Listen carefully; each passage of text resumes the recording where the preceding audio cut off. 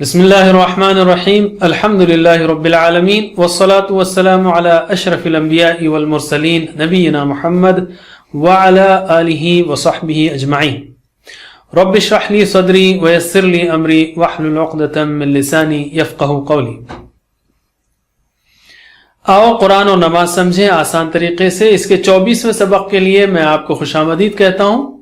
اس میں ہم آیت الکرسی کا پہلا آدھا حصہ پڑھیں گے۔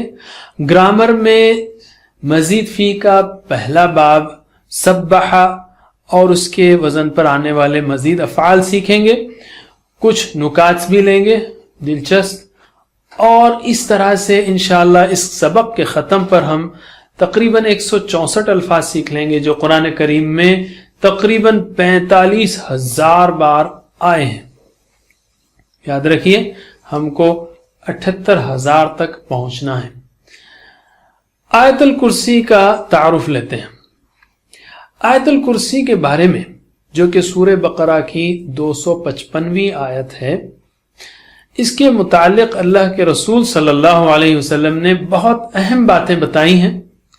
مثلا یہ قرآن کی سب سے عظمت والی آیت ہے، اور جو شخص ہر فرض نماز کے بعد آیت الکرسی پڑھتا رہے گا، اس کے جنت میں داخلے پر موت کے سوا کوئی رکاوٹ نہیں ہے۔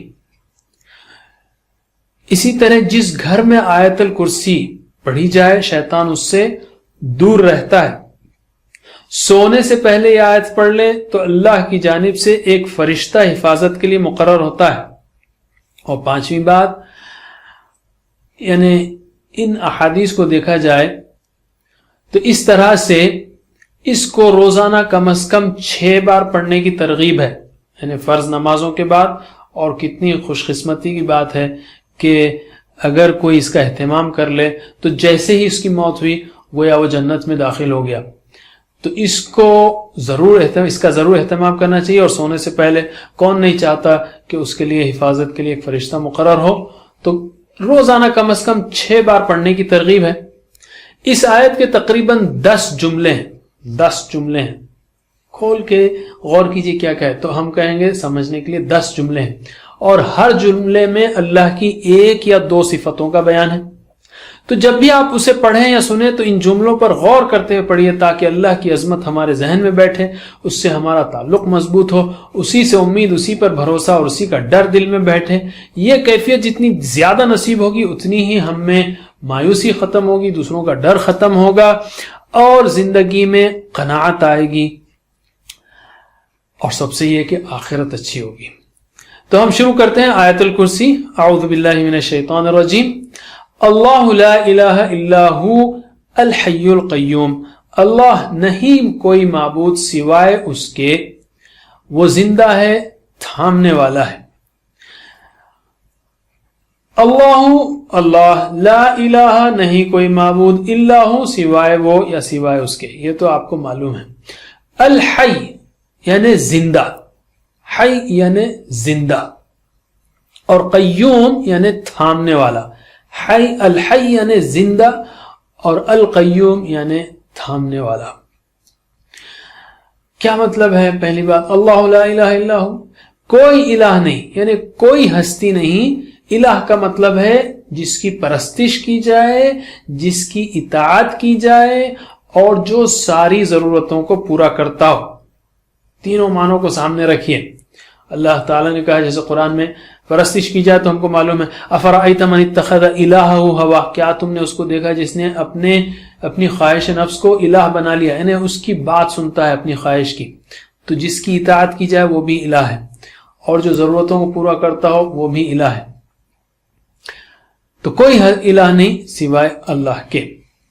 الحی، حی کا مطلب زندہ ہے، ال کا مطلب ڈیفینیٹ آرٹیکل ہے نا، THE یا وہ خاص یعنی واقعی۔ الحی صحیح معنوں میں یا کمپلیٹ معنوں میں یعنی جو ہمیشہ سے زندہ ہے اور ہمیشہ زندہ رہے گا۔ اس صفت کی عظمت کو سمجھنے کے لیے تھوڑی دیر کے لیے تصور میں 100 سال پیچھے جائیے، 1000 سال پیچھے جائیے، لاکھ سال، کروڑ سال۔ اللہ تعالیٰ اس وقت بھی زندہ تھا اور اس سے پہلے بھی۔ بلکہ ایک چھوٹی سی غور کے لیے میں ایک ایکسرسائز آپ کو دیتا ہوں کہ ایک نمبر 1 کے ساتھ صرف 7 صفر لگائیں آپ تو 1 کروڑ کا عدد بن جاتا ہے. 1 کے ساتھ صرف 7 صفر لگائیں آپ تو 1 کروڑ کا عدد بن جاتا ہے. اگر سارے سمندروں کے پانی کو سیاہی بنا کر صفر لکھتے چلے جائیں ہم تو کتنا عظیم عدد نکلے گا. اس عدد والے سال سے بھی پہلے اللہ تعالیٰ زندہ تھا. سبحان اللہ. اور اسی طرح آگے سوچتے جائیے اللہ تعالیٰ ہمیشہ زندہ رہے گا. ہمارا دماغ فیل ہو جاتا ہے اس تصور کو دیکھتے ہوئے، لیکن اللہ کی عظمت گویا ہمارے ذہنوں میں بیٹھ سکتی ہے ہلکی، کیونکہ ہم جتنا غور کریں گے تو اتنا ہی اس کا فائدہ ہوگا. القیوم یعنی سب کو تھامنے والا. صرف زمین ہی کا تصور کیجئے، 12,000 کلومیٹر کا یہ گلوب ہے. پانی کی سطح، پانی کو سطح پہ لیے ہوئے کائنات میں بالکل لٹک رہا ہے، معلق ہے. بلکہ سطح کی 1500 کلومیٹر فی گھنٹے کی رفتار سے گھوم رہا ہے اور 225 کلومیٹر فی سیکنڈ کی رفتار سے، طوفانی رفتار سے سورج و کہکشاں کے ساتھ کسی انجام رخ پر چلا جا رہا ہے. ان ساری حرکتوں کے باوجود اللہ تعالی ہم کو اس زمین پر اس پیار و محبت کے ساتھ تھامے ہوئے ہیں کہ جب ہم رات کو سوتے ہیں تو ہر چیز سکون والی لگتی ہے. پانی کا ایک بھرا ہوا گلاس لے کر ہم 4 قدم نہیں چل سکتے، مگر اتنی رفتار کے باوجود سمندر کا ذرا بھی پانی خشکی پر نہیں آتا. تو اللہ تعالیٰ نہ صرف زمین کو بلکہ سورج، چاند، ستارے، کہکشائیں سب کو تھامے ہوئے، ورنہ ہم کبھی کے ختم ہو جاتے. تو پریکٹس کریں گے ہم. ترجمہ کیجئے. اللہ لا الہ نہیں کوئی معبود الا ہو سوائے اس کے، الحی زندہ القیوم تھامنے والا، اللہ لا الہ الا ہو اللہ نہیں کوئی معبود سوائے اس کے، الحی القیوم زندہ ہے تھامنے والا، لا تأخذه سنة ولا نوم، نہ اسے آتی ہے اونگ اور نہ نیند. لا نہیں، تأخذ آتی ہے، اخذا لینا پکڑنا، نہیں پکڑتی اس کو اونگ یا نہیں آتی اس کو نون. ہوا یأخذ ہی تأخذ، سینۃ مؤنث ہے اس لیے تأخذ ہے، نہیں آتی ہے ہو اس کو، اللہ کو. سینہ کہتے ہیں اونگ، ڈوزنگ. ولا نوم اور نہ نیند. نوم نیند، الصلاۃ خیر من النوم، ہم روز صبح میں سنتے ہیں نماز نیند سے بہتر ہے. تو نوم کا مطلب ہے نیند. یہ اونگ اور نیند کیا ہے؟ انسان دن میں کام کر کے تھک جاتا ہے اس لیے کبھی اونگتا ہے تو کبھی سو جاتا ہے. اللہ تعالیٰ میں کوئی کمزوری نہیں، وہ تھکتا نہیں، اس کو نیند تو کیا اونگ بھی نہیں آتی. فجر کی نماز کے بعد جب ہم یہ آیت پڑھیں تو غور کریں کہ ہم تو سو گئے تھے مگر اللہ تعالیٰ ساری رات کوٹ ان کوٹ جاگ رہا تھا. اور رات کو سونے سے پہلے پڑھیں تو سوچیں کہ ہم تو سو جائیں گے مگر اللہ تعالیٰ کے لیے نہ رات ہے نہ دن. وہ ہمیشہ سے زندہ ہے اور ایسا زندہ ہے کہ ایک پل کے لیے بھی اپنی مخلوق سے غافل نہیں ہوتا. دعا کیجئے کہ اے اللہ ہمیں آپ کی صفات، آپ کی قدرت، آپ کی خوبیوں پر غور کرنے کی، ان کو سمجھنے کی توفیق عطا فرما تاکہ آپ کی عظمت ہمارے دل میں بیٹھے. ترجمہ کیجئے. لا تأخذہ، نہ اسے آتی ہے، سنۃ ولا اور نہ نوم. نیند. پھر سے لا تأخذہ، نہ اسے آتی ہے سنۃ ولا نوم. اور نہ نیند. لا تأخذہ سنۃ ولا نوم. نہ اسے آتی ہے اونگ اور نہ نیند. لہو ما فی السماوات وما فی الارض، اسی کا ہے جو آسمانوں میں ہے اور جو زمین میں ہے.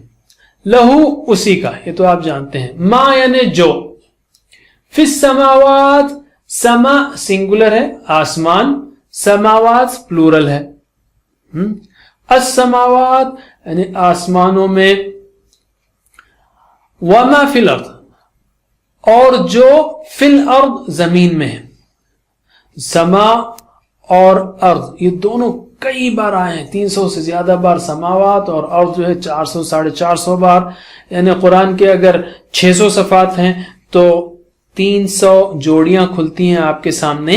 ایک روایت میں ایک جوڑی کھلتی ہے نا، تو 300 جوڑیاں، گویا ہر جوڑی پر ایک بار اوسطاً زمین و آسمان کا ذکر آپ کو ملے گا.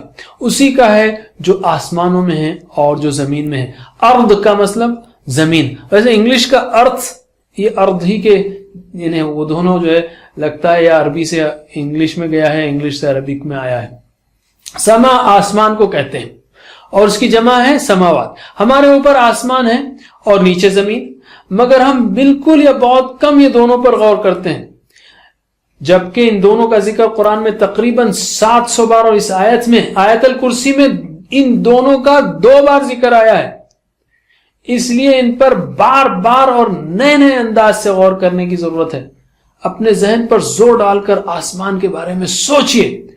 زمین جیسے بادل، ہوا، چاند، سورج، شمسی نظام، کہکشائیں، اس جیسی کروڑوں کہکشائیں آسمانوں میں گھوم کر زمین پر آئیے. اس زمین پر بسنے والے انسان، جانور، پرندے، کیڑے، مکوڑے، پانی کی مخلوقات، زمین کے اندر سونا، چاندی، تیل، کھولتا ہوا لاوا، یہ سب اللہ تعالیٰ کا ہے اور اسی نے بنایا ہے. غور کرتے رہیے اس پر.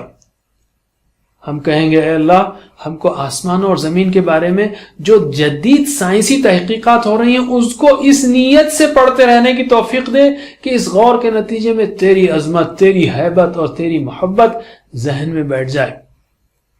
یہ غور کرتے رہیں گے نا تو کئی فائدے ملیں گے. مثلا جب ہر چیز اسی کی ہے تو ہم بھی کیوں نہ اسی کے ہو جائیں، اسی پر ایمان لائیں، اسی کی عبادت اطاعت کریں. یہ گھر، سامان، آفس، پیسہ وغیرہ جو کچھ مجھے اور دوسروں کو ملا ہے حقیقت میں سب اسی کا ہے، اسی کا دیا ہوا ہے. یہ یقین دل سے حسد، حرص، بخل ختم کر دے گا. نہ محرومی کا افسوس، نہ کھونے کا ڈر. اور جب سب کچھ اسی کا ہے تو پھر ہم اس کا نقصان نہیں کریں گے. کسی کا نقصان تو پھر ہم کسی کا نقصان نہیں کریں گے. اگر ہم کسی جگری دوست کے گھر جائیں تو کیا اس کے گھر کے سامان کو توڑیں گے، پھوڑیں گے؟ جب یہ ساری کائنات اسی کی ہے اور سارے انسان اسی کے ہیں، چاہے غیر مسلم ہوں، تو کسی کا نقصان کیوں کریں ہم؟ کیونکہ وہ بھی اللہ کی ملکیت ہیں. چلیے پریکٹس کیجئے. لہو ما فی السماوات، اسی کا ہے جو آسمانوں میں ہے، وما فی الارض، اور جو زمین میں ہے. ترجمہ کیجئے. لہو اسی کا ہے، ما جو، فی السماوات آسمان میں ہے، وما اور جو، فی الارض زمین میں. لہو ما فی السماوات وما فی الارض، اسی کا ہے جو آسمان میں ہے اور جو زمین میں ہے. من ذا الذی یشفع عندہ الا باذنہ، کون ہے وہ جو سفارش کرے اس کے پاس مگر اس کی اجازت سے. من کا مطلب کون ہے؟ من ربو کا، کون ہے تیرا رب؟ قبر کا سوال یاد ہے آپ کو پچھلے کورس میں. من کون ہے؟ ذا الذی، مختصر اس کا ترجمہ یاد رکھ لیجئے، وہ جو. من ذا الذی کون ہے وہ جو، یشفع سفارش کرے، ریکمنڈیشن کرے، انٹرسیشن کرے، سفارش کرے، یشفع شفاعت کرے، عندہ اس کے پاس، عندہ اس کے پاس، الا مگر، بِإِذْنِهِ اس کی اجازت سے. اذن کہتے ہیں اجازت کو، بی یعنی سے، بِإِذْنِهِ بِإِذْنِهِ اس کی اجازت سے. کیا مطلب ہے؟ مطلب یہ ہے کہ دنیا کی طرح وہاں دھوکہ، چاپلوسی، جھوٹی سفارش کا کوئی موقع یا چانس ہی نہیں رہے گا. اللہ کے پاس وہی سفارش کر سکے گا جس کو اللہ نے اجازت دی ہو، اور اسی کے لیے سفارش کر سکے گا جس کے لیے اللہ نے اجازت دی ہو. اس لیے ہم کو اللہ کو راضی کرنے کی فکر کرنی چاہیے اور اس کے رسول صلی اللہ علیہ وسلم کی اطاعت کرنی چاہیے. اے اللہ، ہم کہیں گے ہم کو آپ صلی اللہ علیہ وسلم کی اتباع کی یعنی محبت کے ساتھ اطاعت کی توفیق دے، اور ہم کو رسول اللہ صلی اللہ علیہ وسلم کی شفاعت نصیب کر. ترجمہ کیجئے. من کون ہے، ذا الذی وہ جو، یشفع سفارش کرے، عندہ اس کے پاس، الا مگر، بِإِذْنِهِ اس کی اجازت سے.